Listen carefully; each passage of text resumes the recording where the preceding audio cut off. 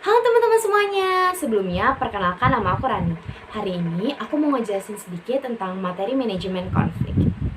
Tapi sebelum itu aku mau nanya deh sama kalian. Menurut kalian konflik tuh wajar gak sih? Soalnya kalau menurut aku konflik tuh wajar banget. Kenapa? Karena ya setiap hari kita pasti punya konflik gak sih? Entah sama diri kita sendiri, entah sama orang tua kita mungkin, atau sama teman-teman organisasi, teman-teman kampus. Pasti nggak luput dari yang namanya konflik. Kadang orang-orang tuh suka mikir kalau misalkan konflik itu sesuatu hal yang harus kita hindari. Karena ya hawanya negatif banget, jadi kayak pergi jauh-jauh deh konflik dari kita. Ya nggak sih? Pasti kalian juga mikir kayak gitu kan? Padahal konflik tuh gak sama yang negatif loh. Kadang konflik itu bisa terjadi ketika dua individu memiliki kepentingan, nilai, atau bahkan pemikiran yang berbeda. Dan cara yang terbaik adalah ngobrol sih, komunikasi. Gimana caranya biar komunikasi itu bisa menyelesaikan konfliknya. Oke, misalkan di dalam satu organisasi, pasti anggotanya banyak banget kan? Dan dari sekian banyak orang itu, pasti mereka punya cara dan gayanya masing-masing untuk menyelesaikan masalah, dan gak mungkin ada yang sama. Contoh, misalkan si A, dia memilih untuk diam dan menghindar aja. Atau si B, tipikal orang yang ya iya aja deh, soalnya gue gak enakan orangnya.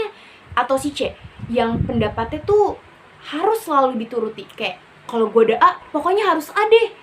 Tapi perbedaan dan gaya cara mereka menyelesaikan masalah dan konflik itu dapat dijelaskan melalui model Thomas Kilmann yang melihat gaya manajemen konflik dari dua sisi, yaitu seberapa besar kita memperjuangkan kepentingan diri kita sendiri dan seberapa besar kita mau memperjuangkan kepentingan orang lain.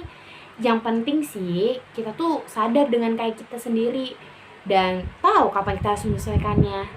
Nah, biar si konflik ini nggak semakin berlarut-larut, kita tuh juga perlu untuk mengelola konflik ini dengan langkah-langkah yang tepat. Langkah yang pertama yang bisa kita lakukan adalah kita cari tahu dulu nih kira-kira apa sih penyebab utamanya. Soalnya kadang nih ada juga konflik yang berasal dari gejala yang karena emosi atau kesel. Padahal akar utama itu berasal dari suatu hal yang jauh lebih sepele dibanding itu. Misalnya pembagian tugas yang kurang merata atau komunikasi yang kurang terbuka. Pokoknya kalau kita misalnya udah tahu nih apa sih masalah utamanya, kita bisa saling mendengarkan juga opini dari mereka. Kita beri kesempatan semua pihak untuk bicara tanpa dipotong. Dan coba untuk benar-benar nih kita memahami dari sudut pandang mereka. Bukan sekedar nunggu giliran untuk menyampaikan opini kita doang. Setelah masing-masing pihak sudah didengar, biasanya kita akan melakukan langkah yang selanjutnya, yaitu dengan menentukan titik temu.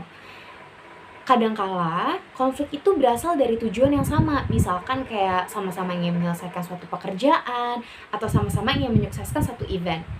Nah, dengan dilakukannya titik temu ini, fokus dengan tujuan yang sama ini, biasanya diskusi akan dilakukan dengan lebih terbuka dan lebih santai.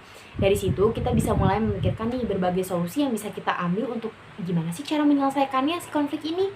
Terus juga kita nggak perlu langsung menilai mana yang benar atau mana yang salah. Yang penting semua ide yang sudah disampaikan bisa kita tampung terlebih dahulu. Setelah itu baru kita pilih nih solusi mana sih yang paling cocok dan paling realistis. Setelah ditemukannya solusi, lalu perlu juga nih kita adain evaluasi biar konflik yang sama tidak akan terjadi di kemudian harinya. Dalam menyelesaikan suatu konflik, cara kita berkomunikasi sangat menentukan. Aku bisa nih kasih satu tips ke teman-teman gimana sih cara untuk mencegah adanya konflik dengan menggunakan I statement atau pernyataan saya. Jadi dibanding teman-teman harus ngomong, kamu telat mulu sih bikin masalah terus aja. Mendingan teman-teman ubah nih kata-katanya jadi, saya merasa kesulitan kalau misalkan kamu selalu datang terlambat. Jadinya menghambat pekerjaan saya. Nah, dengan teman-teman berusaha untuk mengungkapkan apa yang teman-teman rasa, dengan cara itu juga kita bisa menyampaikan perasaan dan dampak yang kita rasakan tanpa terkesan menyalahkan. Hasilnya, lawan bicara kita biasanya akan jadi jauh lebih terbuka dan tidak langsung defensif. Selain komunikasi, negosiasi juga memiliki peran penting dalam manajemen konflik, di mana kita perlu mencari yang namanya win-win solution. Artinya, kita tuh nggak hanya perlu untuk mengetahui apa sih yang kita mau, tapi kita juga harus berusaha untuk memahami apa yang orang lain mau. Dengan memahami kebutuhan masing-masing, keduanya bisa sama-sama mendapatkan apa yang mereka inginkan. Jadi kesimpulannya, konflik itu bukan suatu hal yang perlu kita hindari atau kita takuti. Justru dengan adanya konflik kita bisa jadi semakin belajar, semakin berkembang, semakin mengetahui cara untuk menyelesaikannya itu gimana sih. Dengan memahami konflik, mengenali gaya kita sendiri, berkomunikasi secara terbuka, dan mencari solusi yang saling menguntungkan, konflik bisa berubah dari masalah menjadi peluang. Itulah inti dari manajemen konflik yang efektif dalam kehidupan sehari-hari. Kayaknya segitu aja ya penjelasan yang bisa aku sampaikan ke teman-teman semuanya. Semoga bisa bermanfaat dan sampai ketemu di kesempatan selanjutnya.